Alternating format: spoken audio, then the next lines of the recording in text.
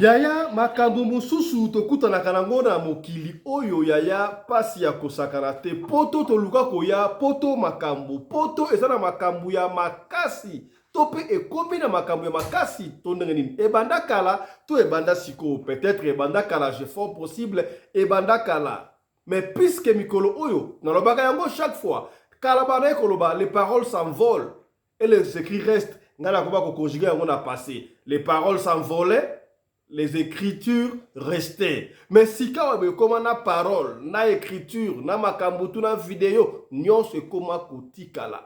Batu baike barobakano ah natonga ba maman na biso ezalaka très bien ba maman bande ko sala kindumba te moi si andako na sala kindumba te c'est parce que TikTok ezalaka te Facebook ezalaka te YouTube ezalaka te banda makambo wana ekoma yaya ekoma na sokobima na mpwasa likambo ya somo poto oyo bato baoteka bapangu bakende poto oyo eza rêve ya bato musu kasi makambo esalamaka na poto yaya mituna nanu yo banda okenda poto vi na yo ebongaka te omema bana na poto bana mikie vi ezali kobonga kaka te. Qu'est-ce qui se passe au juste yaya lisolo ya somo oyo exclusivité ya radio lokole ba chaîne ebele sika bezu yango mais exclusivité bebe kezali bongo na radio lokole pai wapi ndeko mwasi oyo alekaki a témoigner makambu basala ye epai ya mobali ya mama na bango epesi nzoto malili nzoto koswa yaya tokotanga bakombo ezali po ye moko mutu concerné alobi ebongo biso toloba tete tokoloba ezali kaka analyse parce que awa ezali parlement choc epai wapi batata ya bwania bazalaka awa bamama ya bwania bazalaka awa famille Kavungu. Quel scandale pour la famille Kavungu. Jeune fille oyo à 13 ans akomaki na poto epesi ngai pasi ayebite akomaki na poto na âge ni mais âge oyo babakisela ngunda 13 ans mais na 13 ans wana mobali ya mama na ye après avoir kosala fête na mama na ye abimi na teni Adam F alandi mwana oyo abandi kosala fête na ye po alongola ye kimoseka apa alongola ye kimoseka ye atie bongo putulu a initié mwana oyo na ba monde mystique epesi ngai mutu koswa lisolo oyo epesi ngai malili bobengi biso baike papa fiston lisolo oyo koleka boete bosola yango na ba honorable bapesa biso bapesa conseil po poto ekomi poto oza ya kobeba donc le na ba honorable tokosola makambu oyo ya famille Kavungu. Voilà. Mbote bandeko balandi ya radio lokole télévision bisika nyonso tobozwami merci na confiance pe fidélité bozali kopesa programme oyo radio lokole masolo mingi na parlement choc epai wapi ba papa ya bwania ba mama ya bwania ba pasteur ya bwania bandeko ya bwania bazali awa tokokutana pona kosunga communauté sur tous les plans otolobaka awa ezali parole d'évangile te bien sûr mais ekosunga yo yaya esika ndeko moko akweyaki yo okwea te esika pe ndeko moko alongaki yo osala nini olonga lokola tala famille oyo makamba sali mwana oyo babebisi na âge ya 13 ans eya bana ebele omonaka aza makambo malamu te mwana oyo azalaki mwana malamu akomi ndumba akomi moyibi mbo akati singa eske mwana abolandeli ye qu'est-ce qui se passe nani yango ainitié aye kobeta mino matoi koti koyambaka batu na ndaku te bomoi liso oyo tukobeta hier awa epai wapi mutu ayambi ndeko na Luanda ayambi na Bundes na mboka wa papa Alexis mais nzoka yaki na maladi ya 4 eta kabola maladi na Europe akosaka te ndeko tukotaka kombo na yo prochainement so tiki makambo ante eza na émission te koleka bola na émission wana mobimba nango ezoleka kutu na minute oyo toloba boye yaya na ba parlementaire ba honorable tokosola makambo ya famille Kavungu. Nakei kopesa mbote epai ba honorable o bazisa studio awa na bodi bongo honorable papa pasteur Alexis. Bonsoir honorable. Oui, bonsoir son excellence monsieur le président honorable Fiston Kelende. Bonsoir na ba collègue nyonso honorable ba maman pe ba papa otoza na bango na plateau. Et puis bonsoir na équipe technique ma famille Pelende o baza kosunga biso po te mokili mobimba bana koyoka biso. Et puis bonsoir na ngeso ki sami na bandimi nyonso surtout o baza kolanda biso na o ba kolanda biso en différé. Que Dieu vous bénisse. Merci. Merci beaucoup. Totikala kaka na bunde sepa wapi topesi mbote na honorable Mama Fifi Sarah. Bonsoir honorable. Bonsoir, Père Fiston. Bonsoir à tout le monde, monsieur le camarade, na Kimia Nyos. Tokende bongo na France, epai wapi topesi mbote epai ya honorable Mama Yvette, Yvonne, pardon, Mbimbu. Honorable, bonsoir. Yenge président, yenge na batu nyonso otoza na bango na ligne. Apesi ba papa ba mama bino nyonso tu ba yenge ya trop kitoko ya trop makambo nyonso tu ekoleka na ndenge ya trop. Vraiment napesi lisusu famille Pelende bino nyonso ba yenge na bino na ba oyo bakolanda biso pe na nzela ya singa yenge na bino nyonso tu botia matoi bolanda émission oyo et puis bopartager ekosala biso esengo makasi.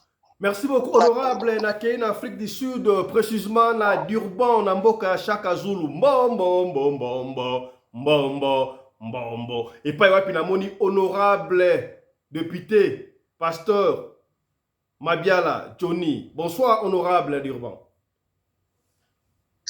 Bonsoir Ndekolonga Fiston Pelende, bonsoir Bako débatteur Nanga Nyoso, Zambe Amona Biso. Merci beaucoup honorable. Kaka en Afrique du Sud, cette fois-ci Tokei Bongo na Johannesburg, pai wapi na keko pesa mbote pai ya Mama Nene Bopikiliki honorable. Bonsoir. Bonsoir, bonsoir président honorable Papa Fiston Pelende. Bonsoir, bonsoir na ba honorable Nyonso Maman Yvonne. Honorable, bonsoir, honorable Papa Alexis, bonsoir, honorable Commandant Anderson, bonsoir, honorable Papa Johnny, bonsoir, honorable Maman Vivio Angai, bonsoir, na balandignon sa Radio Lokole TVP, technique Mobimba Radio Lokole TV Mbote. Merci beaucoup honorable Maman Nene na keiko pesa mbote kaka na Johannesburg, cette fois-ci na mon ami personnel, le porte-parole de la communauté congolaise d'Afrique Mobimba. Lui, on l'appelle honorable commandant Congolo Anderson de Djobour, Mokili Mobimba. Bonsoir honorable. Bonsoir honorable président, Fiston Pelende Tata Sadek, mon ami personnel, très fort puisqu'il est mon fort, patron dit. Merci na mama Rina Pelende, mama Oyo Akabaka, koleka mama Denise Nyakero, pe koleka mama Olive Lembe. Bako débatteur na ngani son studio na pesi binombote.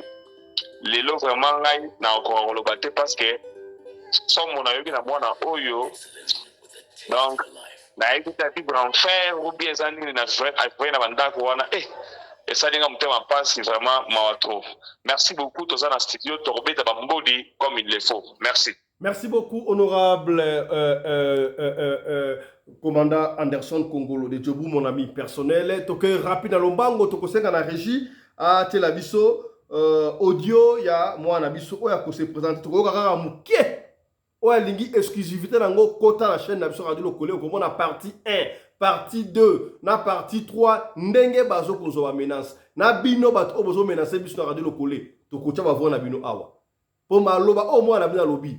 Tofungole munokote aloba a utilisé kaka support chaîne oya biso chaîne oya la voix de sans voix pour un message na eyo ka na monde entier bo sentir que Radio Lokole mukini mobimba ayaki pa na biso abo sentir pe na borandi pe na de ki esa Radio Lokole donc bo benga so papa mate ko benga biso finga biso te ko benga pona menace te tous les motos so benga biso yeba ke numéro na yo e ya pa mbila donc Radio Lokole na police belge soki ka obengi omenace mbala moko to transférer numéro na okolo bino no surtout wana ba kolia bino mais tokona na kuna te yokana no mwana ndenga lobi e bongo tokota siko na vif idéenne to landa mwana.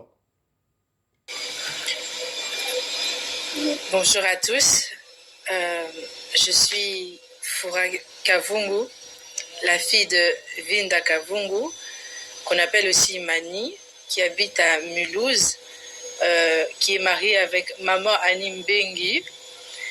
Babota, enfin, je vais parler à des moments en français pour ne congolais na okota moi lingala mais na osala que en sorte que Batunios, que tout le monde puisse comprendre ce que j'ai à vous dire aujourd'hui. Car aujourd'hui, je viens vers vous pour vous témoigner, partager un secret qui est lourd, mais il est temps pour moi de dire la vérité et de témoigner ça devant vous tous aujourd'hui. Et donc voilà, je suis issue de l'union de Kavungu Vinda. Ma mère s'appelle Lomba Kidisho. On la connaît aussi au nom de Josiane Lomba. Tango yaki awa na mboka ya Belgique, batu bayebi na komba Josiane Kidisho, mais c'est toujours la même personne. Donc voilà, maman Annie na papa nanga Vinda, bavandaka na Mulhouse. Ils ont 3 enfants, Lelo, Kevin, Tsumbu, na Emmanuel Kavungu, Lamedi Kavungu, Bana Misusu, papa nanga, il a eu ça avec un autre mariage. Isabelle, Cyril Nde bazala na Suisse, abota banguna Moshia Mundele, femme blanche qui se prénomme Claudia. Donc, na mokope atikali na Londres, Christian V, abota epe na Moshia Mususu, Mama Moseka. Donc voilà pour la histoire et la famille. Côté à Mama P, nazala na ba frères et sœurs, nazala na sœur moko Ghislaine, mon frère Raphaël Chisungu, moi na Joël Igor Chisungu, na Ghislaine, moi na ya Bobo Ngila. Voilà, ça c'est pour na histoire et la famille nanga, ba frères et sœurs nanga. Maintenant nazokota na vif du sujet. Bandeko nanga, si je suis devant vous aujourd'hui, c'est parce que c'est un cri d'alarme et d'aide. Dans la situation dans laquelle je me trouve, si je ne témoigne pas ça aujourd'hui, peut-être demain je ne serai plus là pour pouvoir témoigner ça. Alors, mon histoire est celle-ci. Lorsque je suis née à Kinshasa, il faut savoir que je ne connais pas ma date de naissance réelle. Parce que lorsqu'on passe d'un pays à un autre, qu'on arrive en Europe, nous les étrangers, forcément nos parents, ils ont dû mentir sur nos âges pour pouvoir habiter dans ces pays, y travailler. Bon, c'est pas un secret, bon nombre d'entre nous, on a des faux noms, des faux âges, mais en tout cas, moi, ma mère et mon père, ils m'ont toujours caché mon vrai âge. L'âge que je sais que j'ai aujourd'hui, c'est que le 31 janvier, je vais avoir 27 ans.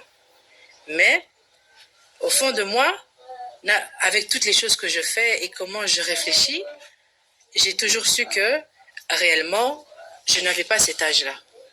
Que ma capacité intellectuelle, enfin, je ne sais pas comment vous dire, quand tu sais, tu sais. Avec les mensonges et ce que les gens disent autour, j'ai compris que Nazarana a 27 ans, mais beaucoup plus. Pour ma mère aussi, elle m'a toujours menti sur sa provenance, sur qui elle est réellement. Donc, quand j'aurai fini ce témoignage, ceux qui m'ont connu à Kinshasa, ce que je peux vous dire, c'est que je suis née à Kingaboa, à la commune de Kingaboa, si c'est bien une commune, excusez-moi si c'est pas ça. Je ne connais pas l'année.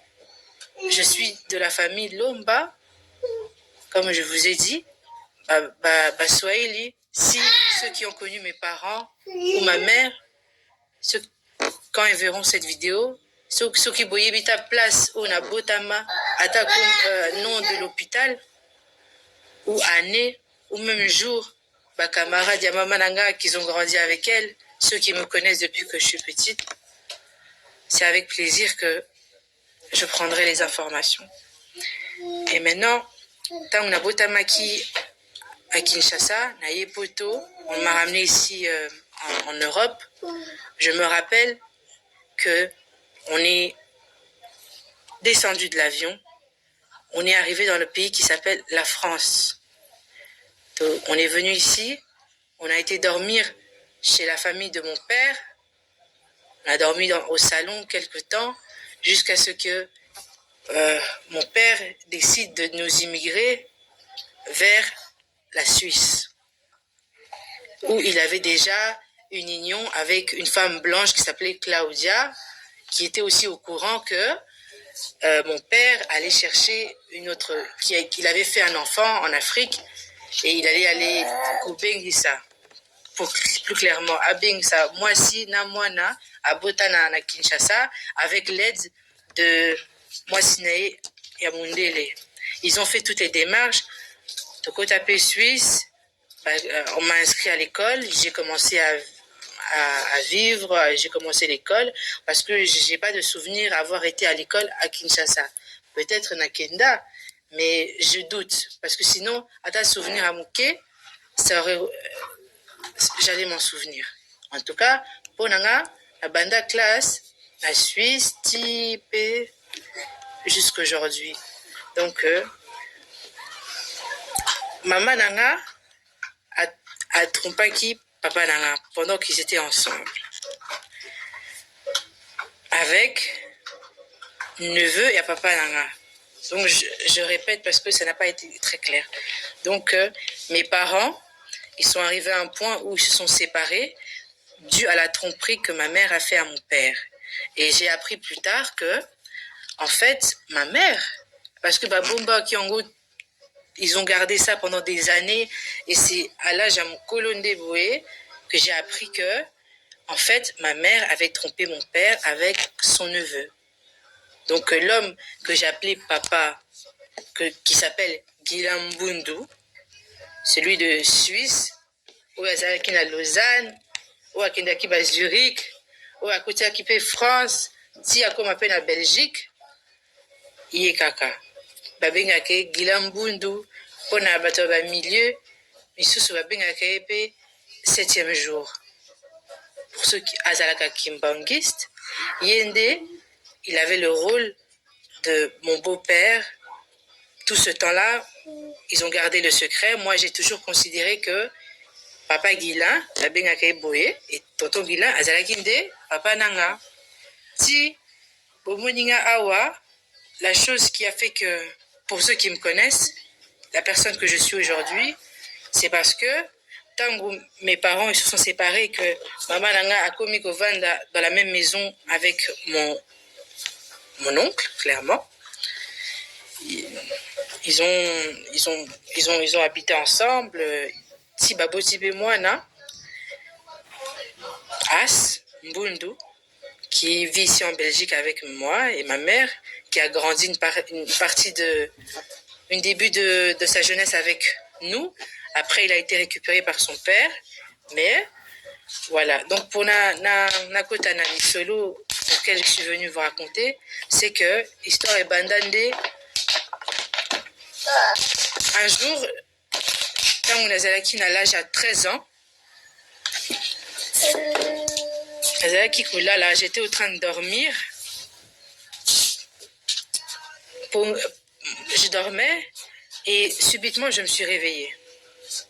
Le bruit de ma mère ayant des rapports sexuels avec mon beau-père m'a réveillée. J'étais dans ma chambre, ils étaient dans la leur. Il y avait un couloir qui nous séparait.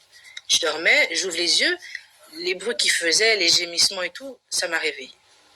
Alors j'ai commencé à tourner sur mon lit et enfin je suis restée allongée, j'étais quand même fatiguée, mais voilà quoi, aux amonamuki, t'entends des rapports sexuels, tu sais ce que c'est, mais tu sais pas réellement ce que c'est parce que moi je n'avais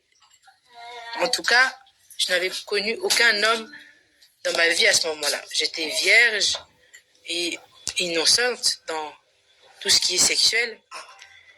Quelques minutes après, mais j'ai vu, parce que ça n'a pas fait de bruit. La porte de ma chambre s'est ouverte à ce moment-là et j'ai aperçu un homme noir, tout nu. Ça pouvait être que mon beau-père parce qu'il n'y avait que mes parents, il n'y avait que papa Guilain, na maman Josiane, na Obengi maman Josiane, comme ça.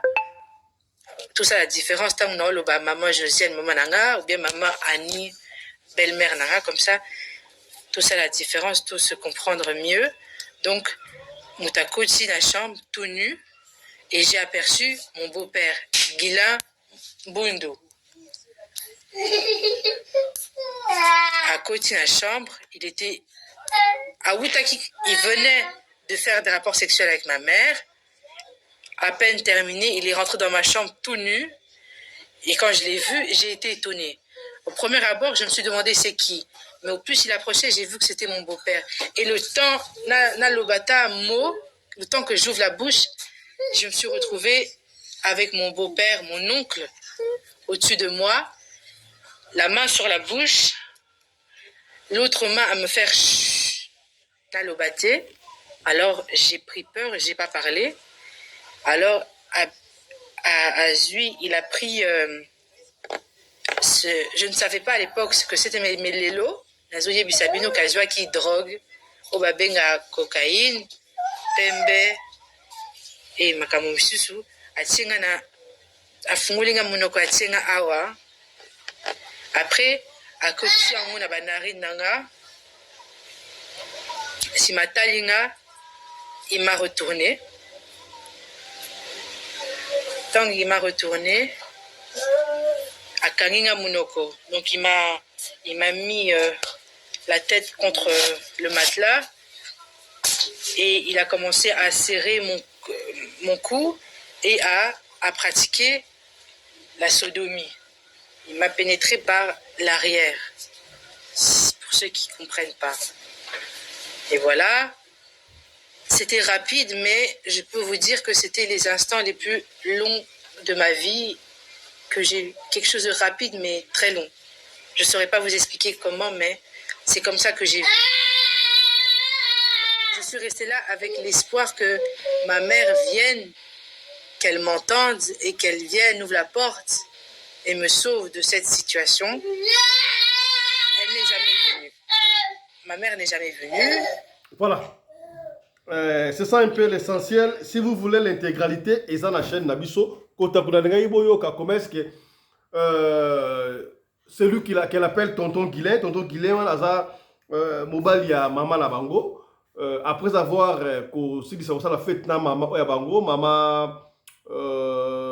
Maman Josiane, papa wala l'invité papa Guilain un kimbangiste, aye kotoyo, non seulement qu'on retire Moseka ya mwana oyo mais asali yango na ndenge ya sodomie et puis azui ate putu na monoko donc mwana o histoire nyonso bolandi wana na chaîne na biso 1 na 2 na 3 et bandaki wana on a lingaki boka mo e bandele pona to rafraîchir mémoire na bino tamba honorable androba bo comprendre de quoi il s'agit donc a bebisi mwana wana pona ni na bebisi mwana wana d'après histoire bango na bango babino mwana wana azali fruit ya mabe mwana otoro banini awa charge mwana otoro banini awa ke papa na bango na mama na bango libale kufaki parce que mama na bango a trompaki papa na bango na neveu donc mwana oya bimaki na union ya mama na bango na neveu ya papa na bango ezandi mwana oyo yango wana ils ont jugé bon tonton Guilain consort ba bebisa vie ya mwana oyo babandi kolongolaki moseka na sodomie et consort ba tie ba drogue et puis elle a été initiée. Donc, à bêti toute une histoire, 1, 2, 3, et ça, la chaîne n'a pas de mais awa, le cas là, honorable, il y a une histoire, donc, tu réfléchis, une mémoire, tu peux ça, nous, ma parole, honorable, pas honorable, tu banina, honorable, pasteur Alexis, lecture na yo, sur histoire ya moi, la oyo, taliango, omoni yango, ndengeni, surtout yo, bino a pasteur, bozana Europe, nous surtout wana, lecture na yo, atangi ba kombo, batouana, qu'est-ce qui se passe? Est-ce que moi, on a une étoile na 4 naïe, bah retirer étoile naïe, bah dit qu'on sale la, qu'on utiliser, bah soit bah semence amibali, bah kendara ko évoluer, tout bah ça la kaneni. Lecture naïo, pasteur honorable Alexis. Oui, merci, Son Excellence, Monsieur le Président. L'histoire de notre sœur, ils en ont des volets, ils en ont volé spirituel, ils en ont volé volet physique comme ça. Ok. Mais quand on a volé physique, avant on a chuté, on a volé spirituel, ils ont vraiment moulai, on n'arrivera jamais à finir ça, à parler ça du tout. Mais j'aimerais bien à commencer d'abord, dès le début, l'histoire physique. Nenge bandaki, suite ya makambo nyonso te bimi boui, ezana nous bonanga mes analyses personnelles. Moi, j'ai analysé que d'abord, souk salikamizana nous infidélité ya maman nae. C'est suite à l'infidélité de sa mère. Maman Josiane. Maman Josiane. Oui. Oui. Maman Josiane. Maman Josiane Azalia. Oui. Il est déjà Abel Liboma. On a vu sous la folie. Azé sous normal. Azal Liboma. Et ça Abel Liboma comme détraqué. Là c'est vrai sans blague maman a déjà la direction Azal détraqué. A pété déjà. Allez-y. Oui. Infidélité naïe. Et là, la première cause, c'est l'infidélité d'une femme. Papa, infidélité à Mobali, moi c'est qui est grave. C'est l'infidélité à moi. Il y a Mobali, comme on a I minuscule, mais à moi c'est laissez-moi accentuer, comme on a I majuscule. Infidélité à moi. Et puis, deuxième chose, et la divorce. Infidélité côté, et même divorce. C'est là aussi qu'on est ma Kubanda. Là où on s'est séparé avec ma parent va se séparer divorce ba yekobima. Maintenant na âge bazoué moi nana je crois ayaki poto na moins de 13 ans puisque 13 ans betelié na poto. Ko babandi ko violer na poto na âge à 13 ans. Alors ayaki na moins de 13 ans. Malgré qu'ayebi âge n'était mais ayebi quand même âge ya ngunda na âge à 13 ans de babanda qui est na âge wato babandele la fille était victime de tout ce qui s'est passé. Papa n'a pas violé, maman sous drogue, moi l'obésité, inconscient, mais quand même sous d'autant conscience, quand même, il faut quand même soulever le comme mais c'est comme si maman aussi, Azala qui n'a déjà sémence et pas maman, puisque Abané n'a dans l'infidélité, wana ne po bakangi na infidélité mais oya sala ki na kina vana mobile na bengisi on ne sait pas wana pe mwana pe habité mama emoka yebi ba boîte ni na kenda ba chetemba kenda permettinga pona kombo aibi tant yeko côté be mwana yeko tomber victime mwana asibis wana penzo kama torture donc mwana zaki na prison au ciel ouvert mwana wana zaki ba torture jusqu'à ce que nanu aurait que nanu ba bandé non na liboso. Mais premier mobile à connaître moi nana abanaki na sima. Oh na sima déjà ça la voix moko il y a ba ningi ba rituel sur le plan spirituel. Rituel pour un vierge pardon. Ya ngoni ba bande na sima. Papa na yebaki eloko nini ye moko abande ko sala. Et ça ce sont des instructions venant de haute hiérarchie dans le monde na banga spiritualité. Il fallait à ça mais à quoi au salé boité puisque moi na linga ko kapasi ou bien moi na linga qui kozala trop traumatisant encore par rapport à sous drogue mon entre l'état normal l'état ya drogué ils a différent ya moi ne fala banani na drogue à côté ne blokona dès les premiers jours déjà papa tchaki semence wana donc l'enfant victime semence ko côté pané ce que comme ce ko kola muke tant à grandir, à dépasser l'âge ya enfance, à atteindre 17 ans, 18 ans, dès ce qu'on place ce qu'on est, dans la police, on est coupable. À combien coupable, ndeni siko tangwana elle-même a commis que ça, on consciemment. Mais ça, c'est sous conscience. Tant azalaki mwana mais tant ayeko kola siko tellement c'est le mot spirituel et ça plus fort que physique mwana kokaye ko se délibérer akoye ko se délibérer un mot conscience zone mais tellement ça déjà emprisonné spirituellement et a commencé à siko conscience mais sous drogue lisusu ayeko bakisa na ba papa na boto ebi histoire ndenge leki to mona batu tout baleka na parcours wana pourquoi moi nana obike baluka soza musulman luka imam soza chrétien luka pasteur puisque ebi déjà que loka mabe alala kaimo kayeba ka monde nini ya fekataka puisque toi na demande to fekataka na moi toza na monde physique mais la butu to lala ka l'esprit ne dort pas bandoto to mona kezaka desko continuité toujours il y a être na biso mais d'une façon spirituelle ils ont fonctionné. ye moko parce que ba monde ni o Africa ta po atinda bato wana baluka ba délivrance. Cela veut dire que honorable Simbalan ama Simba maman ka ba moi fisto mais moi na ngalobi na ba ça ba partout c'est quoi? Bon, partout ezali mwasi moko baolali na mibali belé kobana déjà na 2 mibali ti na kokende likolo yango ne babengi partout ezali mobali moko olala basi ebele kobana na mwasi mibale ti kokende likolo partout ezali boza mibali ebele zela nazana na parole nazo expliquer partout ezali boza mibali ebele basi ebele bozo kabola ngana zui Yvette na tiki na ke na Rachel yo zaki na Rachel o tiki o remplacer na Yvette yo kuna zaki na Solange a tiki a remplacer Yvette odo tuzo sala sangana on a lingala ba bi sangana. Tu vois, c'est ça partout. Donc basi belé mibale belé bo sangani bozo sala bo soto Maman yango ne ba bingi partout. Continue. Oui, maman est bon tout commencement. OK. Yango la siko na banelo ba aider Kiminga place na salaki. Voilà. Tant siko akoli alungwe la place à victime, azaki victime na likambo ngo siko komi coupable et yili egu. Siko na coupable na tanga komaki. Conscience a été zongi pour venir sans elle-même elle était consciente. Mais moi à s'en sortir zalaki la spiritualité domine la chair physique, l'esprit au bakotsae, ils ont dominé chair. Et comme il y a chair est comme esclave et esprit wana. Ceux qui espèrent obi chair et pesa il faut que chair tout ça. Il y a un bané qui n'est plus na chemin na déjà bien précis. Bakotiele kaka batuana. Bakotiele kaka batuana ils ont déjà le mot bien élaboré dans le monde spirituel. Parcours ne mo komoni mibala mama tout o bakoleka wana.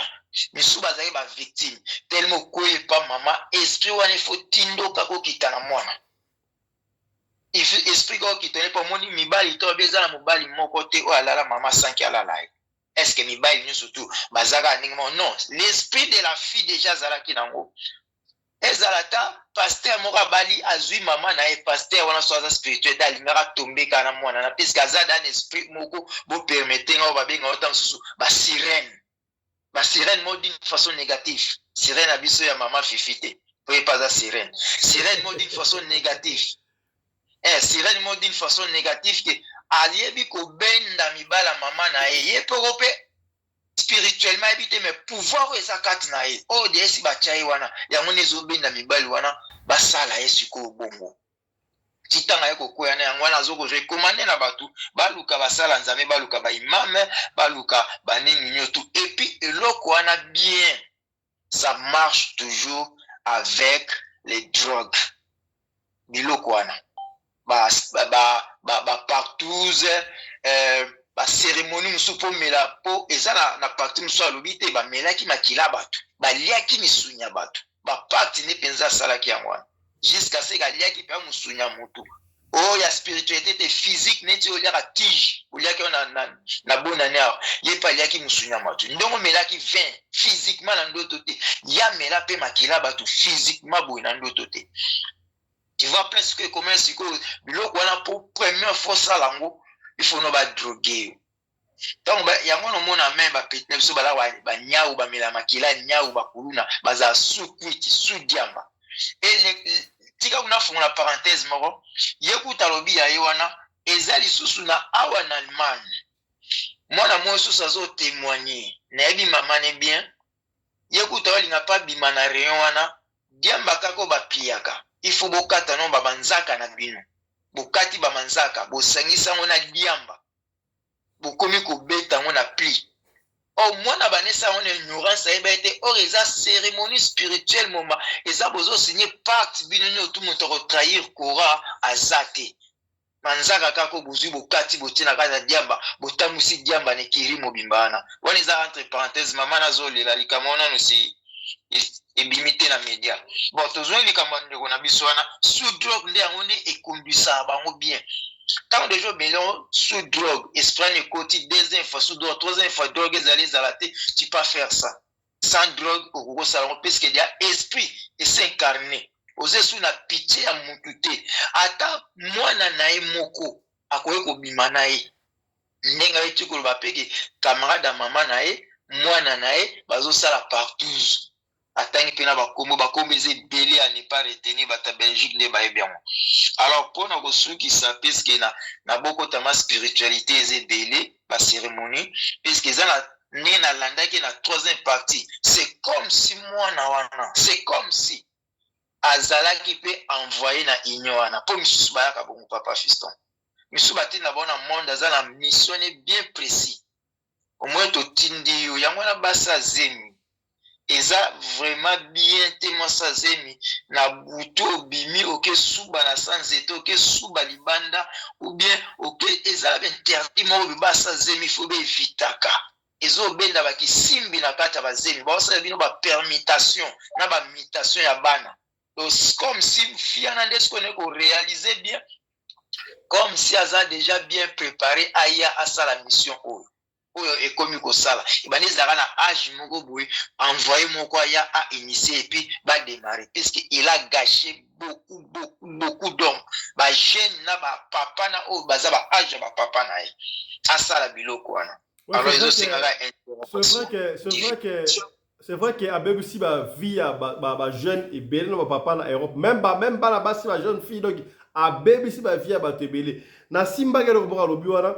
Et c'est le temps pour elle de témoigner, peut-être l'obé Rosa. Est-ce que comme maïpe na liwa, par exemple, parce que tu es belé. Exemple local là, ba zobozi ba loba wana suka na liwa. Ba dakunde ba loba makamba loba wana suka liwa. Est-ce qu'il y a ko benda epe na ba côté wana? Effectivement, nene ce qu'on est na comme une place yokomi. Oazo ba menace wana zo ba numéro na bino eza na mbila banini wana eza physique tant soupe ba koko tika mais spirituellement ba olekae akomi na menace spirituelle ba mauvais sort o ba komi ko sala e tant ka incantation ndenge ba ne sala ba spermatozoïde ba ya mibali na bani na basi akepesa bato mais kaka patia photo na e na ba vidéo ni bazali ba koko telango labo pe ba détruire ye bomoni mutalalaki lobi ala mukate mbila ya binini asalaki crise na sa pongi o ezaki crise na sa pongi te bazuiye akei akesamba na monde na bango wana bakesami c'est pourquoi tu as dévoilé nos secrets donc maintenant c'est ça makasi c'est physique te maintenant c'est ça makasi c'est spirituel tant sous déjà tokoka 4 verso akomola loka na cuisine basani kune tomboki pa alambuki. Bon, non, ma côté, ma vie, juste, il y a bon zambé, tabac, nous ça, prière, ben, kate, anekafu. Tant so va na bepéage, au la qui place au chamutu, au natango la mugi, mutu, place au chaki mutu, ok, bi ma place au chaki, ma kol place à ma kol bi mutu. Donc, yomo, comme on a mystique na kachandaku. Au comment sentir ndaku non mystique, donc, ba menace spirituelle, wane yakati, et comme mayo, maman est déjà à folie. Yé pes ok, soki babomia sur place te évite bakoboma ye moitié omona akoma détraqué akomi nini ti omona make ba fulu penza akomolia na fulu akeyaki ti kufa na ye opesi ye conseil nini? Bon conseil oyo nga na kopesa ye il est temps d'abord c'est bien ndenge a dévoilango ndenge a dévoilango c'est bien. Mais il est temps maintenant de s'accrocher aux hommes spirituels. J'ai bien dit aux hommes spirituels, je n'ai pas dit aux hommes de Dieu, mais aux hommes spirituels. Là, c'est comme la place en haut. Quand on parle des hommes spirituels, au bazar la spiritualité élevée. Ça la face ou bien ça lutte contre l'esprit ou les akats pour la délivrance et c'est un bateau bazar spiritualité élevée pour pas l'esprit inférieur ce qui a bateau bazar esprit inférieur na bateau na ba victime bango tout ba kufa mais et parce que mutu ko soit église kimbangiste oyo tout le monde a que ça église ya Nzambe mais tonton Gila otanga wana lui il est kimbangiste sika moi nanga bien nga ke na nkama na bosani na bosani epilo kwa na bakimbangiste au soulevenga. J'aime beaucoup l'église kimbangiste. Na ba à part des réveils, je serai un kimbangiste. J'aime Papa Kimbangu, c'est notre prophète. J'aime Kimbangu, je ne mange pas de mots. Pour moi, je compte Kimbangu prophète, allez mon autre prophète. J'aime cette église, mais l'église n'a rien à voir avec les pratiques de ce papa. Nous ne pouvons pas engager cette église. C'est l'individu qui a ces sales comportements, mais il peut dans l'église. Vous comprenez? Il faut tout ça à part des choses. L'individu qui a ces sales comportements, net une église, n'a rien à koloba, maman mokaza na nduki masambele panama. Le soka sel makamwa na bo bate église à papa Let's. C'est cette maman-là qui a ces sales comportements et il voulait engager l'église Kimbanguiste. Merci beaucoup. Ça n'a rien à voir avec cette église. Merci mais beaucoup. C'est sûr, l'église Kimbanguiste a salapé ba fille à moko et korozanga ta salapé ba.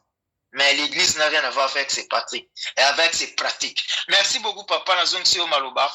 Que Dieu vous bénisse. Merci. Merci beaucoup, honorable pasteur Alexis. Topesi Maloba et pas y a honorable Maman Nene Bopikiliki. Lecture nayo.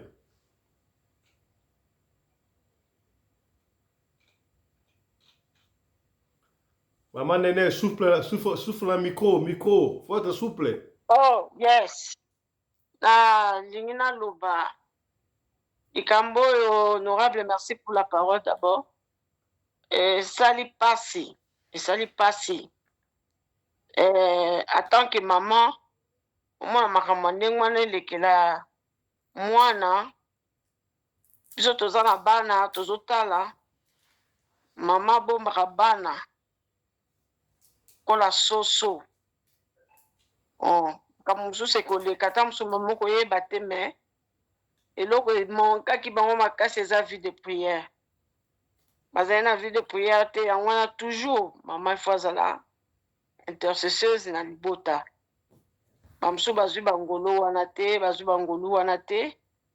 me eloko oyo ebukinga motema nazanga te kutu nde nazoloba boye nazalaki deja ya koyekama na mbeto donc nalala nazoka bien te na modele oyo namoneli yango esalinga mabe makasi nakanisi baparcours naleki nango na nzela ya bana na ngai natali nga moko na mitali namoni mwana mwasi oyo na nzambe oyo nini nzambe aza bolingo nayebi ke aza deja traumatisé ndenge aza wana na ndenge toujours ndenge aza na bamenace wana aza na kati ya bamenace spirituelle mpe physique ya physique mpenza tozokonte te mais spirituel tosengi mpenza ata biso toyebi moke na makambo banzambe wana makambo banzambe tosalisa ye tobondela mpo na ye en tout cas Seigneur asunga baange bazinga ye parce que celui qui vit en nous est plus fort que celui qui vit dans ce monde esali ngai pasi mama ignorante ayebi te eloko nini ezokomeli parce que basi bazipa ye miso kolinga mibali ya modele ya ndenge wana na kati ya libota nazoba likambo oyo parce que biso mpe tokoli ya moko mpe bayaya tomonaki mpe ke ozokola mwana mwasi nzoto kitoko me ntango bazomona ozokola ndenge wana bato mosusu bazotya miso me soki ozalaki ya kozipama nzambe alingaki te ekokisama te asi honorable président nabetela oyo lisolo na ngai ndenge yaya quartier amemanga na nzela mpona kokende asala nga soki nini bazalaki 3 personnes voi ebimisanga na kati ya voiture wana na bandamba nkota mariano nayebi yango te mpona koloba ke nzambe mama so azobondela priere wana ebombaka bana baparent soki bazobondela priere wana ebombaka bana kaka na nzela kingabwa wana na kati sa train na kati sa rail ya train me train ezoya ozomona ke biloko wana nyonso ezongisi nga nsima esalinga pasi ya kobomama na se ya protection ya nzambe. Nasengi kaka mpo na ngai naza na liloko ya kokondane mwana na te mwana batu. Nzambe ko ayoka mawa abunda bitumba wana ba ange babunda bakoko babunda ko mwana wana azala protégé na bana na ye ayebi eloko te aza moponami yango moni azovivre longtemps mutu nini akoko yakangi yo miso azosala incantation ezomona miso ezobima baza pembeni ya kosakrifie yo déjà sa sakrifie yo eloko azakozanga azoyeba ndenge ya koboma ye te mpo eza biloko bato mosusu ata soko osimbi ye boyoki mongongo ezoganga komeka te ozomona komeka te soko omeki obebi donc ye papa wana Gilen wana soki Gilen nani ye aleki nzambe te nga afe papa pelende na kokoso te nazalaki na mutu ya misala mabe ndenge wana na ndako na ngai ayaka mpenza ko soki mpe alongwe kuna na États-Unis alongwe na poso azoya aya komeka nayebisa ye kaka ngai nalobi mokoko ya physiquement nazozelo na phone nabenga ye ya bengi conférence mposa ndenge tozosala boye abengi ngai na biso soko ye awa nakozipo mbata na miso ya bato mpo ngai nakobanga o te yo oza nani apusana mosika oyoki tobangaka bato ya ndenge wana te mpo oyo toza na ye aza makasi koleka biloko bango bazosala wana basiance occulte c'est quoi eza nini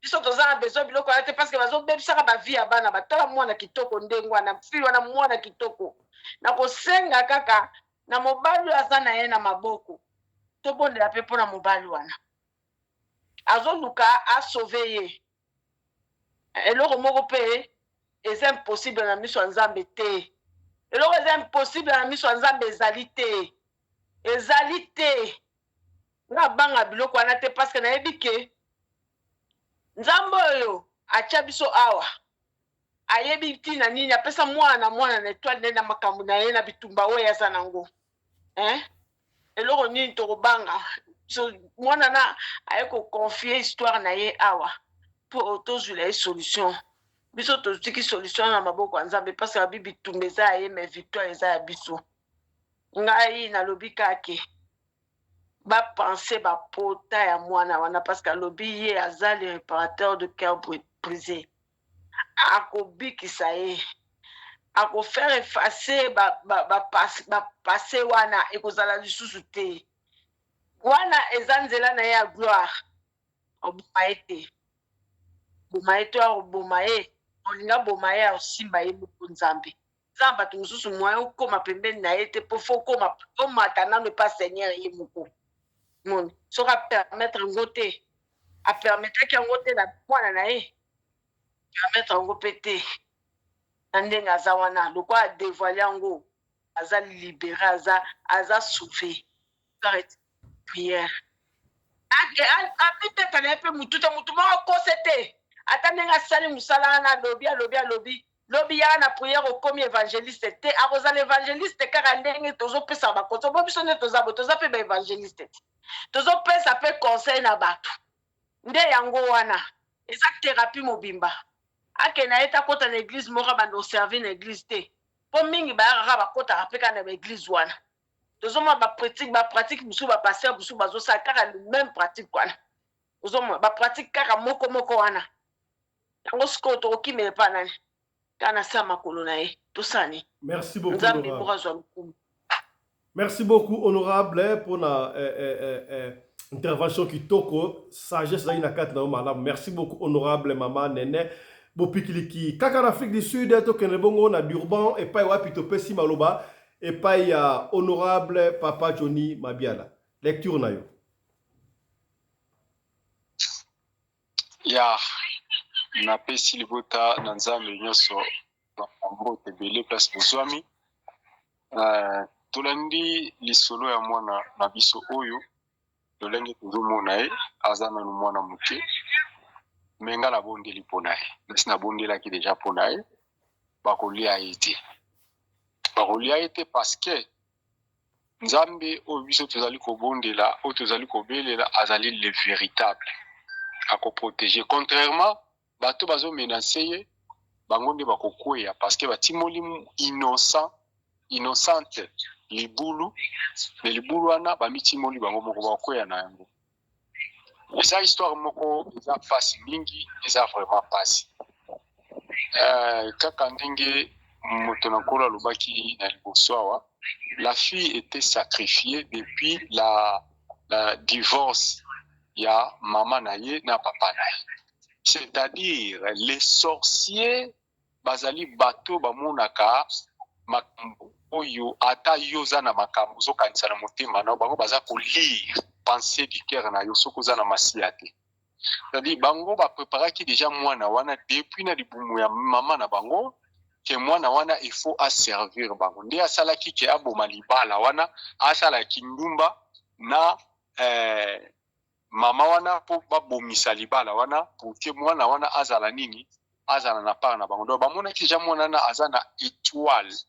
Alors pour ba étouffer yango bien, il faut ba faire évacuer na maboko ya papa na bango. Nde bakendaki na wana bakomi na ye basali makambo bango balingaki. Mais baye ba yango ete le tout se paye ici-bas. Po tomoni moto na nzambe oyo tobengi na kombo ya Paul. Paul azali moko na basali na nzambe oyo atambolaki na nguya ya molimo mosantu ya ndenge ya mokete. Donc na bapotre nyonso eza na apotre moko te atambolaki na nguya lokola Paul. Mais Paul soki tozongi na sima makambo Paul asalaka na mokili, Paul afutaka makambo wana kaka wana si. Bomoni via Paul ezalaki liberté. Paul azalaki ka akoti awa bakangie, abimi awa bakangie, akoti tina ndenge bake koboma na Rome. C'est-à-dire nzoto oyo yabikaki déjà na molimo, mais nzoto oyo efutaki masumu nango na se par rapport à makambo abandaki kosala. Donc les gens oyo bazo sala o basalisi mwana batu mwana mokie makambo lolenge wana baye bakayango te science occulte eza eloko te eza nothing. D'ailleurs science occulte yango tomona mutu moko ya science occulte na Congo wana o atikali éternel te o abandaki yango ti lelo asala soki ba 180 ans azate bazokufa na monka na ba 60 ba 70 80 ans peut-être ba misusuka na ba 45 50 ans akufi naye. Donc bozo mona bozo salela mutu moko oyo akopesa kabino ata merci te. Mais bino bozo ko esko pope bisa ba vie ba innocent pona ba avantage to pe ba bien na bino. C'est vraiment grave. Et lo comme susu na koloba nini. Mama na ye, mama na bango, mama wana efala luka quand même nzambi. Ndenge nini okoki ko permettre mwana oyo yo boti alala na mobali na miso na yo. Mobali pa alala na yo na miso ya mwana. Comment expliquer des choses comme ça là?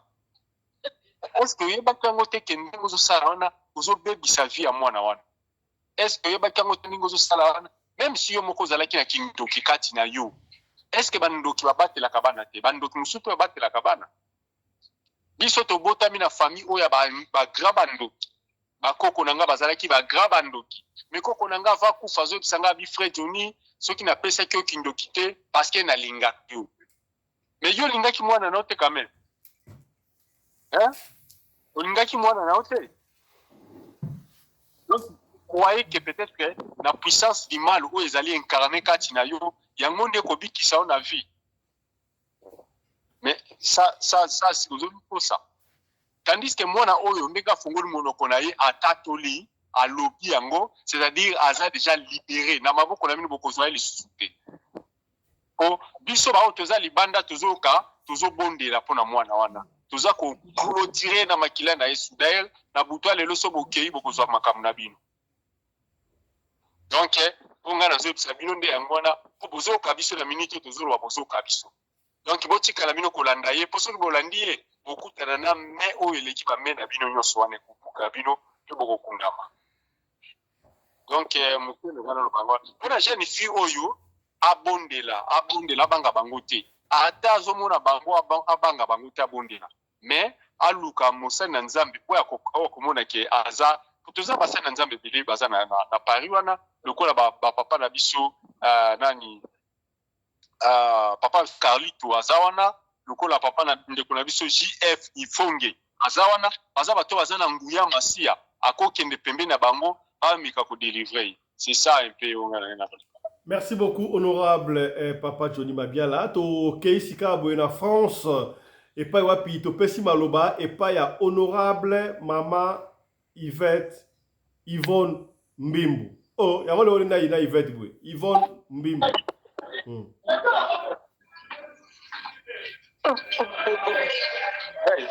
Honorable Yvonne. Son honorable président. Président, na évité les autres problèmes, nous nous avons na combo nanga. Na ABC yo. Maman Yvonne. Oui, honorable, commandant. Dans un problème, à beaucoup plus la parole, pardon, avant que le ça va. Ok, honorable, Maman Bibou Simba. Maman Bibou Simba, pesa honorable, commandant. Maman honorable Simba, ndeko téléphone nge kanga to pesa chance na vous rappeler yo. Puis chance. S'il vous plaît vraiment. Sorry. Honorable, allez rapidement. Voilà. Merci beaucoup, honorable président. Il sera moi na biso oyo et ça linga mutema passe. Avant que ça la fautive na niveau moko boye, comme elle n'a pas pu dénoncer son oncle bien Père Joseph Naye, mais la grande responsabilité revient à la maman. Nga banda na botama na melana masangate. Mais et à un moment moko boye ozala mutu azali na kwitch na butu. Na tonga la muki boye azako koka pour reconstituer ba makambo moko les kakitanga azali na kwitch. Donc la maman là elle a laissé ba drogue na yewana. Elle pouvait quand même se rappeler de ba makambo oyo sala makitanga azali na kwitch. Donc c'est une méchante dame oyo part il y a responsabilité yo ça retomber d'ailleurs. Na bakate bana basi mususu ne bakena retomber ba amoureuse ya ba melibangi ya ba tout oyo ba melaka ba drogue oyo sikotala ndenge abebisi vie ya mwana na ye pona ba bolingo na un bandit un criminel oyo aza kosangisa asala partout ya mama na mwana donc elekeli ngai donc nazomona lokola kaki na matoi donc nazokoka yango te. Je me demande comment cette dame pouvait continuer à vivre dans une même maison avec un monsieur comme ça. Il a drogué, il a accueilli pas qu'il soit partout sur les bandes, il va salir partout sur la maman na mwana ici kamoko. Bandeko, bana basi quand même attention aux ça la sentiment ya bolingo ko perdre le contrôle te. Comment on va perdre le contrôle na niveau ya mwana oyo na mwasi ba baby si na ndako pa mutu oyo asalaka makangu na yo appelé le makangu mais on se continue de vivre na mutu ndenge wana. Bandeko na ebite soki mwasi yo asala mutema ou bien donc na ebite donc humanisme na kati ne zalité bolingo ya maman envers moi na ye zalité donc ba biloko nyoso ya mabe oyo ko sala dans une société. Cette dame ici est en train d'accepter ça. Pendant que nous avons dit, nous avons dit, comment nous avons boulé moi et moi, c'est donc, c'est impossible. Donc, à niveau où on a commenté, maman, ça coûte, il y a beaucoup de ramé, nous avons boulé par côté. Mais moi, yo, yo, moko boti, on a dit, mamutu moko, asa la gema kambabo na misu na yo, et tu trouves ça normal? L'homme peut vous continuer, on a beaucoup de temps, vous continuez à vivre normalement. Bandego, bino bana basi ya moko boye, attention que nous avons passé bino mitema ya minene, mais ça va niveau boye. Ça, ce sont des histoires que vous ne pouvez pas tolérer, que vous ne pouvez même pas accepter. Donc, attends, vous pouvez soit bandero à solo, si pour un bata, donc on consomme ma bilo à boye, on détruit vie à moi dans yo, et après, osons espérer dini, ya malama on peut pas moi na wana. La petite ici déjà à l'âge de 13 ans, pour dénoncer Moubali wana, Azaina Barobanga Moroboy. Bon, ce qu'on lui connaît Robanga wana, a Monique maman naye a toléré Mamakambouana. Donc cette dame-là savait ce qui se passait là dans la maison. Il y a un qui a drogue qui était déjà drogue avant, tant on a un normal. Avant, il y a un drogue, on a un solo, on a un monoko. On a un monoko, on a un monoko, on a un monoko, on a un monoko, au monde on dit mais sur drogue wana et après tu te retrouves comme ça sur les lignes il y en a moi non boza bolumbu donc tu trouves ça normal un certain bandit à quel point on doit sous à celle sur association à malfaiteur bayaka bala la cabino donc on va perdre sens nyonso ba valeur nyonso ya bombama on perdre yango pour na bolingo na bandi ya boyo bandeko basi s'il vous plaît moi moi sur aza ni ndeko na ngai aza ni mwana na ngai donc ngana toyebani te maintenant oyo ekomeli ye na kosenga bino bamama ntango boza kolinga bato bosalisaka mitu na bino boponaka pame babeli yango ya kolinga ko bamama koko kolinga moto aboye oyo s'il vous plaît nabondeli bino ngai ndeko na bino tata na bino donc naza kobondela bino boponaka shwa ya mobali bosalaka yango boponaka kolinga babrika boye oyo te tala sikoyo na détruire fille ya mwana oyo cette petite ici devient sera traumatisée toute sa vie mpona nini parce que akutanaki na mama moko boye mama oyo moto edoka mama oyo moto ebeba mama oyo andimi buzoba na kati ya ndako na ye akendima buzoba wana ti asangisa mobali na mwana oyo ya bota vraiment bandeko je ne sais pas beaucoup parler parce que je suis tellement touché que je me sens donc na mona ndenge mona naza mwana na ngai ya mwasi eyeke makambo boye ekomeli ye chance ya mpo ngai na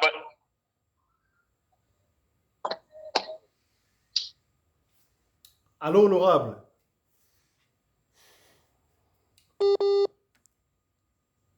Voilà. Je crois honorable est parti. Avant la première connexion ici, Kazali. Allô, honorable. Honorable, est-ce que vous avez vu au Rochité?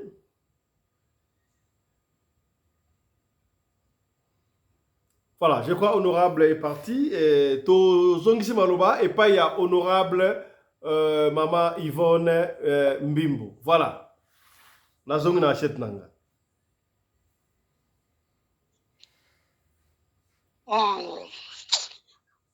Président Makambo esali pasi na mutu nyonso tu. Esali pasi. Ngai nengaka pe kokota na buzoba oyo. L'air nakufelaki mwana. Oh, yo pour ça la partout. Ça va partout. La sala te. Mais loka liboso na ngina lobananu pona mama wana azalaki très amoureuse ya papa wana oyo ya Kimbangiste. Donc tata wana ya Kimbangiste. Tata Guillaume. Papa Guillaume. Comment le Guillaume papa? Guilain. Papa Guilain na Kimbangiste. Papa Guilain zawa. Papa Guilain za azotungisa biso fort radio le collab. Loba na azoka. Je m'en fous. Papa Guilain oza motema mabe en plus baza na clique na bango mopimba na Kimbangiste wana o bakota ba science wana. Oh. Bazali. Oui, bazali na kati ya Kimbangiste ba oyo bakota ba science basalaka ba makambo wana bazali même ndenge azani wana kuna pe na Kimbangiste pe aza pe na bato na ye oyo basalaka na bango ba makambo wana bazali bazala bango bazaka kwa na nkamba wana bazali mais mama oyo azalaki très amoureuse ya papa Guilain. Papa Guilain ayaki kaka te aye lelo mbala moko abandi kosala mwana ba makambo wana no. Papa Guilain abandaki kozwa mama wana malembe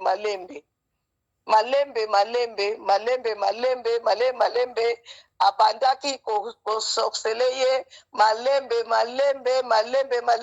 malembe nde esika siko tanga moni ke amikomi siko na place siko oyo ndenge bango balingelaka baliyebisi ye deja ke bon esi na tozwi ye problème eza nango lisusu te okoki kosala ndenge okoki kosala ezalaka basalelaka yango pamba te mpona nini mpona banini na bango emataka soki aza homme d'affaires mpona biloko na ye emataka basala yango pamba te yosala yango zobazoba te ngulungulu te ye papa Guilain ayebi pourquoi azali kosala biloko wana azalaki na ye sans pitié. Papa Gila bandaki komela ba drogue wana te parce que papa Gila aza ne Satan. Naoloba Satan kutu te, naoloba kaka ke papa Gila ayebi na ye aza muta ba science. Aza vraiment muta ba science. Papa Gila a détruire vie d'abord ya mama wana. L'air amoni ke siko ekoki epai ya mama, amonaki ke ameki epai ya mama, zwa mwana.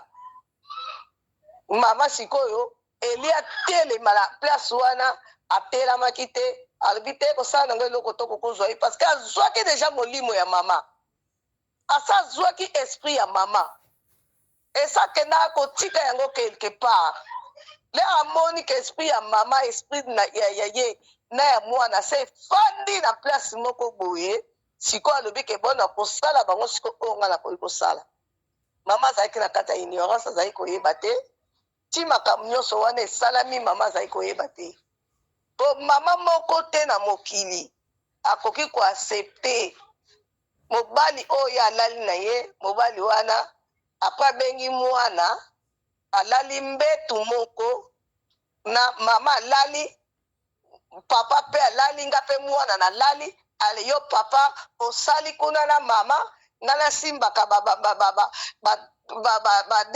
de chambre na yo ale toko sisi epai ya mama alo ye epai na nga mpe kokosala na ngai soki osisi na ngai alo tindi biso mama na mwana tobanda kosalana eza normal te botala yango bien na misu ya molimo eza mosika eya normal te nga kokondane mama wana te mpo mama wana azalaki mosika nga lere na aobe mpo na nga mpo baeglize wana ezali baeglize wana oyo ya makambo wana ezali ngai ntango mwana nga aye kokufa na 2008 le 7 décembre mwana nga akufi maladi te eloko moko te tozosolola kaka nde tozosolola boye na telefone nga na mwana alobi ke no mama nga nazoke mosala nazongeli mosala mpo mwana azalaki na repo kokende mwana ke ezongi mosala areprendre mosala mwana nga banda kande tosololaka ne jour wana tosolola so te ti lelo mwana akei ake osala asali accident après 2 heures du temps mwana asali accident oyebi mutu na yo mama ekozala ndeni mwana nga liboso mutu ya yo mama ekozala ndenge nini takenda nakota bisika oyo nga nakoki kokota te mpo nayeba nani oyo asali nga bongo mais pourtant na kati ya trouble na ngai ya mutu oyo nga nazwaki mpo na mwana na nga bakoko baolakisa ngai makambo nyonso mais nazomona kaka neti ezokoka te nga nakota eglize moko ya ndenge wana ezalaka wana Paris église babenga église catholique libérale nakota eza ndenge moko te lokola baeglise catholique omonaka non wana eza ndenge mosusu me babenga yango église catholique libérale donc batiakaka catholique mpona moto azala na kobanga te me ntango yo kokota kuna na kati okende kokutana na bato ya basorte na basorte na kati église wana okutana na bango na mide na basystème ya kosalela bamese na bango ce n'est pas église catholique ce n'est pas l'air bino bozotanga balivre ozomona batieli bino miziki moko ya du bozotanga balivre avec la musique wana ya du akotra tikana loko papa ezosanga mabe mais lero nasali 2 mois na kati kuna bapesaka mpe balivre to banda kotanga ngai nazala mpe na copine na nga nga mtu namemaka copine na ngai apesi so balivre wana totanga yango kaka na minuit bapesa biso balivre totanga yango kaka na minuit na minuit nazwa balivre naya nango na ndako po totanga yango kaka na minuit wana okende na ba 2 mois et demi. Allez, représentant ya bango wana oyo le représentant azalaki papa moko ya mondele mwa mokolo mais oyo alandi ye na nsima azalaki antiye papa antiye mais ya mokolo mpe papa mpe ya mokolo papa wana omona soko amoninga kaka azolobala nga yo mpona nini yo yebi teke yo oza na bachance ebele en plus oza na nini ya domination liboso na yo mais toi tu vois tout quoi t'es là na expliqué ye tala ngai naza na problème boye alobi mais awa eza esika na te il faut zonga faut fanda na ndako oluka makambo mosusu mais ngai na banaye koyoka te na banaye kaka kokende soko okomi kuna okozwa bakle na yo ya ndako biloko no nyonso opesi bango bake nango na chambre moko bazipiki yango soki biloko nini bakuna bino bosala priere mosusu bango kuna mpe bosala priere mosusu soki na bakle ya ndako baparfum opakolaka eloko nyonso tu bakozwa yo otiki kuna mpona nini mpo bazwa accès ya kokota na kati ya ndako na yo physiquement bien spirituellement. Non, bakoya pe physiquement mpo ozomona bango parce que soki ozotanga balivre na bango komona bango boye bayeli yo vraiment sans que yo yeba bayeli yo bapimeli yo. Qu'est-ce qui est arrivé na suka? eloko ekomelaki nga na suka tata wana ya mokolo représentant wana akomeli deja mokolo azokangama na ngai nabongisa esika oyo ye faya kosala messe na ndako na ngai na minuit. nga natuni ebe na minuit wana yo koya kosala messe na ndako na ngai okoya ndenge nini donc nga nalala te nazelaka yo kaka abi te so kaka yo ndimi minuit pile omona nga na ndako na yo na batable na ngai makambo nyonso to komona nga na oya na kosala messe na ndako no na minuit pile pesanga ka permission ngabi te nakende nanu korefléchir ntango nalobaki nakende korefléchir sikoyo nakomaki soki naye kolala okomona kaka boye nakomona kaka mbata bazikulinga mbata omona susu moki mena nango abetaka nga mbanda kotala boye moto aza te nakosala boye moto aza te me eloko nini ezosala ngai boye lere na okende kuna nayebisi tata wana ya ntiye omona tata wana alobi te il faut zonga awa ya place na yo te bazopekisa yo zonga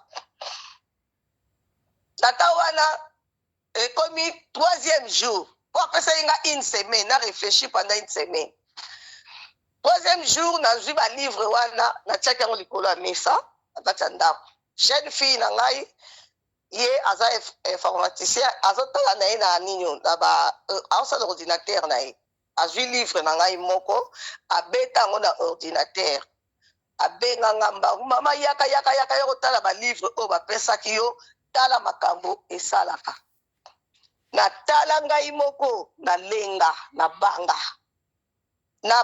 oyokaka ya kobanga nalobi na okende susu te na ntongo nango nazwi balivre wana nabwaki yango natumbaki yango kutu natubimi vaya libanda natumbi yango sikoyo moninga na nga wana ye akendeki eglise akendeki kuna batuni ye mpona nini ifo nazoya susu eglise te bango azoya assemble te ye alobi ke o te likolo nzoto ne eza malamu te ye mpe soko aye omoni oye kaka tokende nga bitenga na okende kuna su te mpo nakomeli soki nalali bambata donc bazoya kobangisaka ngai me nga mpe lokola mpe naza mutu mpe ya esprit ya molimo wana na miyebaki nanu te mpo mwana na nga ava kufa nazalaki deja na bangunza nazalaki kosambela bokoko na nga depuis kala me ntango mwana akufi na perdre tout libre nakomi kokota bisika oyo vraimen ya danger lere na ye kolongwa wana na kati ya eglize wana na banaye kozwa bamenance me bamenance yango nga moko mpe naomona yango me esukila nga na porte na nga ya ndako bazokokokota te bazosuka na porte ya ndako bakokokota te bakomi wana kobenga nga na telefone ya kozongisa balivre yo tumbaki balivre ndenge nini bonga na tuni tata wana ndeni yo yebi ke nga natumbaki balivre na yo oyo balivre wana batumba yango te fale oyela ngai yango ngabibonda koya nango me naza mpe na nini te naza na France te abi te oza na France nga nayaka wana mpo na korécupere balivre na nga yo toujours nakutaka porte yo ezalaka ya kokakama nakutaka bato batelemi liboso ya porte ya ndako na yo mpo na nini il faut sala tolongola bato oyo baza liboso ya porte ya ndako na yo nga nalobi nga nayebi na nga te banani bazalaka na porte ya ndako na nga ozomona après un mois kaka moninga na nga naye koyebisa nga ke tata wana bandaki komenase oyo pamba te azalaki na posa na yo mpo yo pesa ye banini naloba kaka mpo nga napesa ye bavie mpo avivre na mokili susu longtemps kaka na un mois na tata wana asala arrêt cardiaque pa papa wana kufa olunga opesa ye bavie ndenge nini napesa ye kasi vite napesa ye bomoi te ndenge nini yo kufa ye abika tata wana bandaki koluka nde abima na ngai ok we abima na nga mokolo mubande siko apesa wanga balivre wana nga lebe nga nabanda kotanga apres ekoti nga vraimen na mutu siko oyo nyonso ya koloba na nganga foti na koaccepte na koboya te na koaccepte me mutu oyo asova nga na kati ya l'église wana na place wana ezali tata oyo wana ya tie ye mutu asova nga banda koloba na ngai va là-bas donc nalobaka tata wana ye vraimen azalaki papa na ngai ye vraimen asova nga na esika wana ozonana drogue soki sokoti na molongo ya drogue mpona obima wana ezalaka pasi papa feston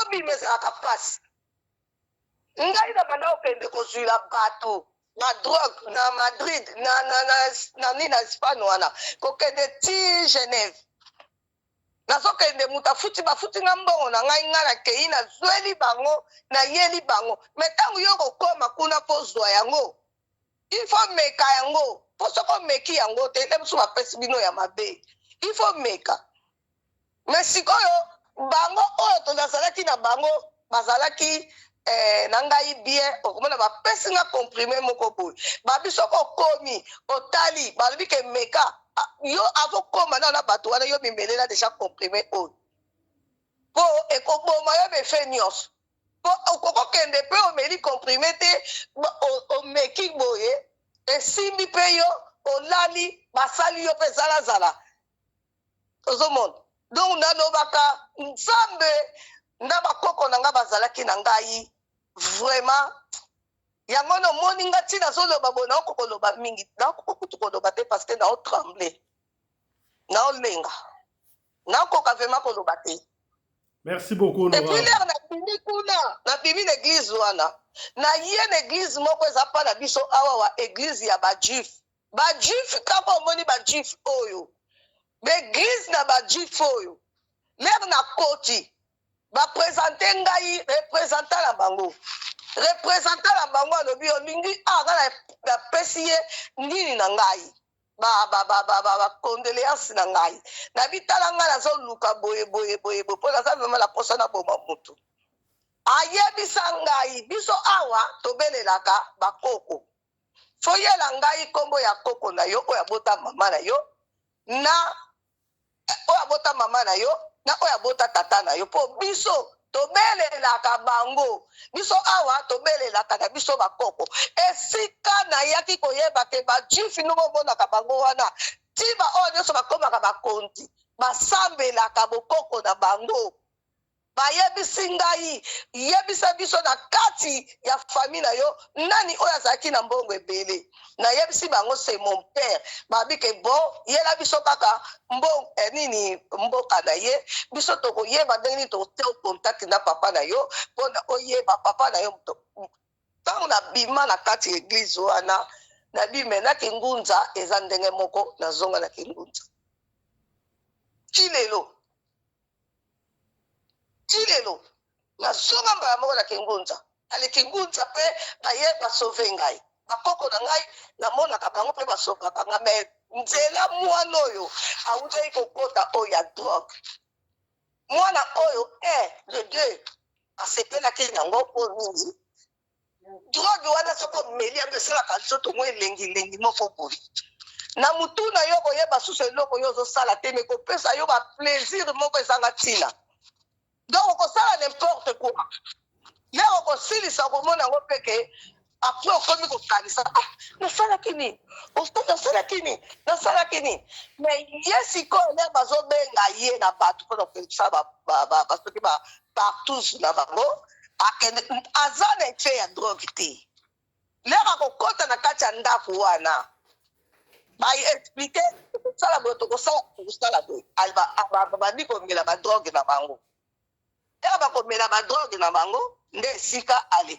basali makambo wana oyo bango bakoki kosala ozomona parceke mwana wana akotaki deja na kati ya makambo wana drogue soki sokoti yo na kati ya nzoto papa fiston donc nasengi mwana oyo en tout cas aza na nzambe na kati na ye mpo abimi na kati ya makambo oyo ya drogue oyo vraiment nakopesa ye conseil mama kozonga lisusu na makambo oyo ya badrogue oyo te ndenge olobaki ke ozalaki na zemi oza na zemi na yo me tata wana soki ainvoke makambo na ye ali komona yo motema ekomi yo moto yo wana okei pa ya tata wana ya nani ya timbangiste aza kosala makambo wana na zemi aza kobeta yo na zemi asilisi yo zongi mama mwana na ngai ya mwasi soki tata wana lokola opimisi basekre oyo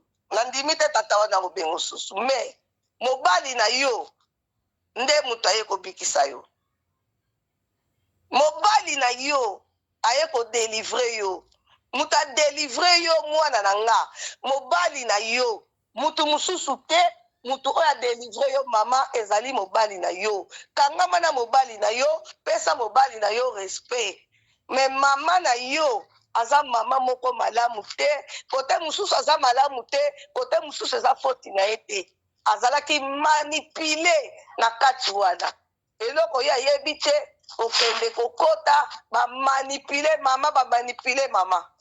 mama azalaki manipule aza mpe motu mpe ya esprit te aza mutu moko na asi mama wana ife ezala basi oyo baza basi moko ya loyenge basi oyo ya loyenge komelamela bamasanga bazoyeba na bakuku honorable Chité Chité honorable Chité na Chité donc nazokoka te vraiment soki mama wana aza wana azoyoka vraiment mama soko kobela liboma bela na soko kufa. Merci beaucoup honorable mama Yvonne Mbimbu. Voilà, quand on a France to pesi maloba pa ya honorable papa Patrick Valby. Lecture na yo.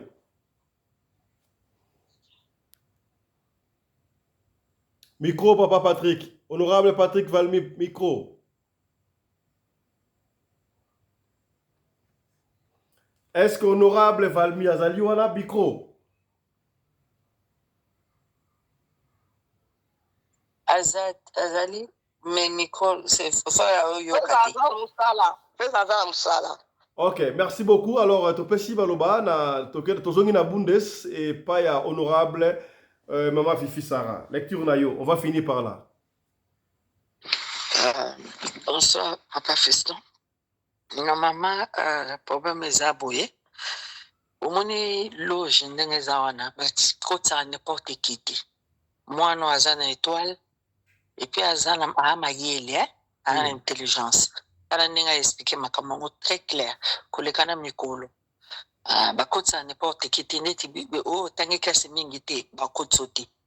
Po oza motu faut ça ba prière, il faut kotanga lui ba no tangise ba prière pe. Il faut tanga prière, il faut ça ba rituel biloko nyonso. Donc oncle azana millier so tanga ba minaye azana millier ya bato bateka ndoki. Babenga ndoki lo putulo wana. Bon millier wana na millier wana il faut peu osimba. Pona tanga lelo bakoma ko fouiller bato ko kangela ngona ndinga usakanati. Donc il faut oza la moto, oza moto masolo. Donc ça veut dire aux hommes de loge. Donc bango bakendaki na ba biloko mikie te baza pe ndana secte. Et puis bakota l'église catholique te.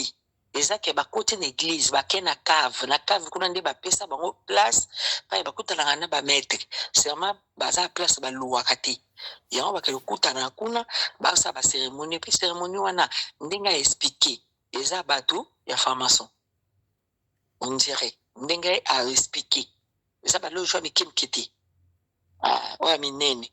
Ndenga za wana délivrance na ya kosala ngo ye moko. Amona pasteur ate asa komi délivrer puisque monoko ne fungwami boyi.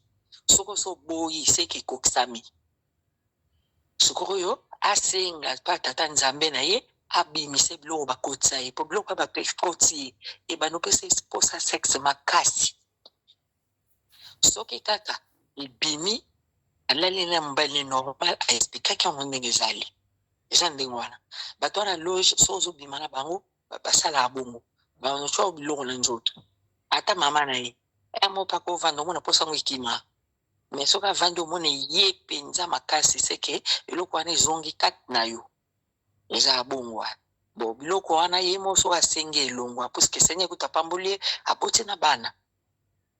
Siko il faut atika ngo po soki te mwana wana bana ne aboti soka la mwana mwasa koksi 12 ans tata no sa soka pratique wana. Ube ye moko bando sala ngo na bana na ye. Vaut mieux arrêter. Lokola décide arrêter. Elo moko ya grave wana ezate. Akufa te eloko te. Ba loja mindele eza ko biso foati ya ba africain te. Ya ba ona kene ko zambongo kisi pa tata nganga na lingi na ngai suste boy. Mindele na deliver bango. Balongwa na bango. Soka koki na eta baye na ye. Po mindele bazawana mindele ba soka kochangu azana mwana muki ya 6 ans akotisi. Akotsa bango to mona na TV no. Osoma. Et puis pe ba umela na bango. Est-ce que mindele ba kufa kwa biso kufa kwa babolole? Po biso liyo ko sangisa. Oza na formation, osoko ko Alliance Club, oza place beau, osoko ko mena batata nganga, ba mo ke sokolo quelque part. Au lieu ko mona kiste le bida komoda. Pa ine soka ba obengo kei. Ba weta tamo abimi kuna mbangu. Yango mo to kufa mbangu. Me ba o ba vai na ngo calme ba vai na ngo. Bana ba konzinde bazana batata ba bimana ba. Olobi? Soka bimi no. Olobi? Na bana ba konzinde bazana mingi batata ba bimana ba. Bana ya bakonzi ya basi?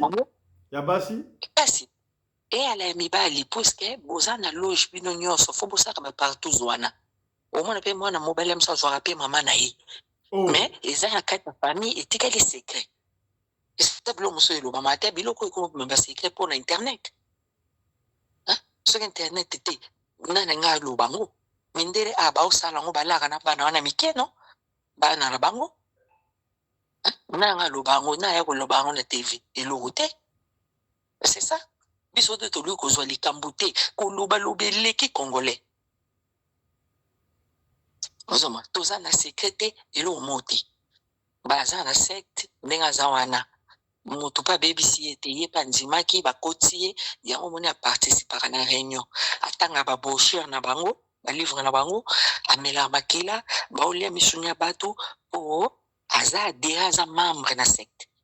Lokola lingi na ete abwakisi bango akumo sambelane ye moko senya osunga ye puisque lokwa moteme boyi c'est que simbi souté ou bien nembi pratiquant pourquoi ne mibala bimina ba et puis na zawana mibali no fa bimina ba ona ba la sida bango ba ko kufa na sida ya ozwangote otanga obimana bango aza ja habité na demo eza yete yo mona pratique osa te ba ke cimetière bazo bimisa mai na sena yeso ba invoquer mai bando tanga ata biso na normal bo mai so ke bimika osisi ka osa acte osokoli sinon e bando ko kontie ko tanga te mais ya yeso tika la e ba ke lumisango ya kubimisa na makasi c'est ça osoma asenga soka sengi ekesila soko boyo boyi ba yana ba parmi basi na mukinde to vande ya ba msuba bana batabalo joana auchikilo mo auchari loko mona nzoto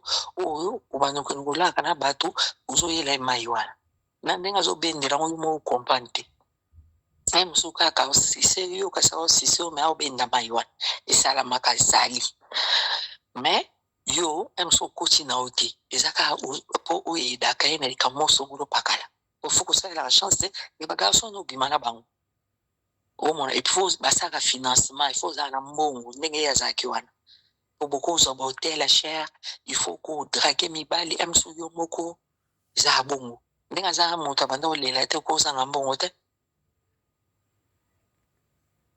ozamona kozanga yango te tozwa yango grave te toyobe l'estomac pour rien po biloko ya lobi soki otie mindele obeti yango mindele oyo balongwa yango mpe ka baobeta elo mo eza grave te na se ya moi awa ezali nyonso ezalaka te kekomi grave non po biso na mokili parmi biso mambimbo ye wana baobengana na baeglise yango ya batasekte yango po ye etoile na ye ekotravaille kuna te bakoboya mais soki yo esengeli otravaille bakoadere yo okokota soki motuni eza ya kofungama oza na intelligence okokota okuna baillettré bazwa yo te loba yo mobali okoti omoni ndenge eza mosu na ye botanga te na bali mobali ya loge akoti mpe ngai po tozala meme diapason makambo nyonso esimbaka ndenge nga na koti na bandi ye moto abanda otangela nga balivre ye moto aotangela nga na ere bapriere ye moto akosala ya biso mibale eza possible soki mpe kuna esengi ke tosalaka acte moko songolo pakala so towana bana ebele tobanda na bango tobanda bata babala te po sekele ebombama tobanda mpe kodroge ka bana ndenge ka balobi wana drogue nde moto eleka bien na kopo wana ozomona ndenge eza ndenge wana omona kaka te bafi ebele ozomona jipe omona vie ya kitoko lesbienne asala yango il faut okoti esprit bato ba grand esprit biso bata tolingi seigneur ekesimba te to obanda obanga bapratike mosusu neti baekatation ya koinvoke demo nde baosala wana mwana moko aza grand crane nde omoni ye wana akomi moboma moto mpa oloba te po tala esprit ya nango wana esprit dur po abeti lisolo te bana te eza ti akomi mama nde admission po abaye na ye ndenge aza na baya yango so bezwi te abezwi abokola bana ya vanda ozomona po baosenge mobali ne bakoba mobali yango te mobali yango mpe aneka misima ozomona elo mo eza te ye mpe oncle na asi soni wana ekimisa ye pembeni na bango ye mama na kisasa deja azali moto ya masolo bato baza bakisa badomination babimana mibali ya bato aza ye genre wana ozali mosa ndumba sikoyo ntango ye awa se normal akotie misala ngo ntango oncle atali ye amoni ye aza na eloko na biso mona nzoto na ye ale akomoluka ta asalela chance ya mwana mwasi wana yango mona yango mobima na ye ntango ye atali mpe mwana oyo esprit na ye namoni yango esimba akoti se mpo na koti ya mwasi ne te po ayebeke mwasi na kizengi na koti te akoti mwana ozomona mpo mwana aza grand esprit Chité honorable, chité, on va finir. Abanga te aza calme biso mpe na ligne boye moto mpe aza ne traumatise te abanga na ye te tozalaki na bananyo baprésident français awo bakomi bakoko na miso na biso baroi bakoma koko na miso na biso reno akufi na angleterre na miso na biso ye kutu grand esprit bakolo bafamation wana bazalaki te bakoli te nani akufi congolais koloba nani. Merci beaucoup, honorable. Merci beaucoup. Voilà, Bandeko Balangi, c'est par ici que tu aussi ici émission à l'élo Parlement Choc. Allô? Oui, allô, bonsoir. Ouais, papa, il fallait me te passer une parole, mais le bas guité. Oui, parce que ça qui a un problème. On a beaucoup de temps pour passer avec la parole. Mais bon, c'est pas grave. Voilà, allez-y. 2 minutes. Analyse là sur Makambo. Allez-y. Bon, eloko liboso ba makambo yo ndeko enfin mwana ya mwasi walo wana akosite za ya solo parce que na kolo bandenge ni to biso nyonso to Johnny Hallyday l'artiste français. fois je pense que ce boluki na internet pour moi na pe moto wango ti lelo aloba ke makambo na zoloba bobisa Johnny lié na ba homme d'état français ba ya okanga ngai ti lelo le monsieur est en vie le monsieur alobaka boye alobaka na France na États-Unis qu'est-ce qui se passe soki okomi mukolo koza na mbongo na yo batu mingi ya mbongo no bazala ba mikolo basokolaka na makila ya bana miki soki mingi za oui eza na YouTube wana sauf so balongola ngo meza eza na YouTube anda koloba keno basokolaka mingi mingi na ba makila mwana muke penda donc bato sokola na makila bana miki na salle de bain ndenge yo sokolaka nzoto bon siko na Benoît na au fait bazwaka ben na bango na makila ya bana miki bakushaka mingi mingi na bana ya basi bazali na moins de 10 ans. Il avait insisté, il disait moins de 10 ans. Et puis, il parlait également de l'initiation où il y a homme politique, il en fait, il parlait des loges où il parlait des loges en Occident. Il est là, le monsieur, il est là, à l'écran de l'émission, en fait, ils ont été dingue maman ficha le baiser assis que ça va makambo sale makanango. Moi je pense que surtout comme koye bango mingi parce que internet ezali.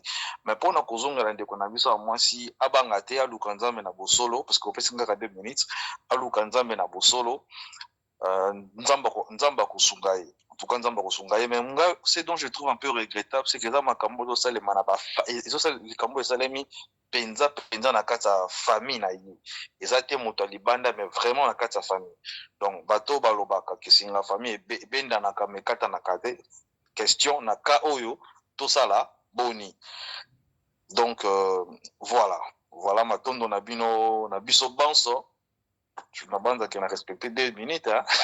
Merci. Voilà, merci beaucoup, Papa Honorable Valby Patrick. Intervention Yasuka Kitoko très claire avec sagesse. C'est par ici que nous bouclons cette émission, mesdames et messieurs. Voilà, c'était un grand plaisir de vous retrouver ensemble avec les honorables, Boyoki Conseil et Makabuya Mwana Oto Silisi Angote. Tokozonga de ce moment opportun pour Nakoya Kope Sayo.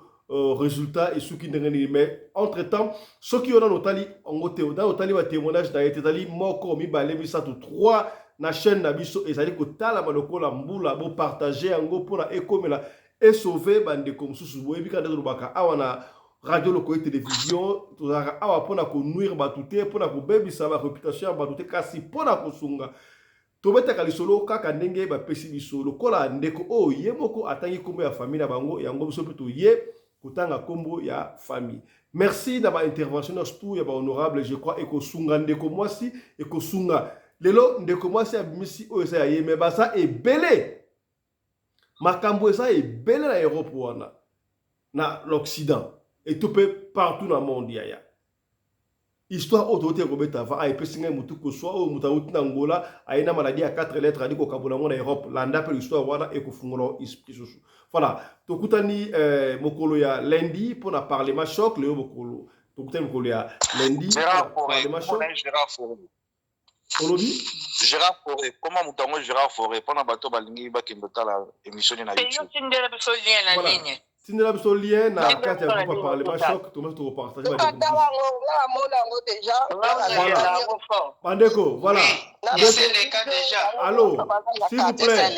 L'émission n'est pas encore finie. L'émission n'est pas encore finie. Tolobi papa honorable Valmy a tenu la lien à groupe comme ça. Oya kotala atali surtout comme la paix to kaboli. Alors, on se retrouve le lundi pour un numéro sur Parlement Choc mais lobby émission Ezali on a cadre ya Radio Lokole TV. Portez-vous bien. Santé de fer à tous. Chap chap. Que Dieu vous bénisse.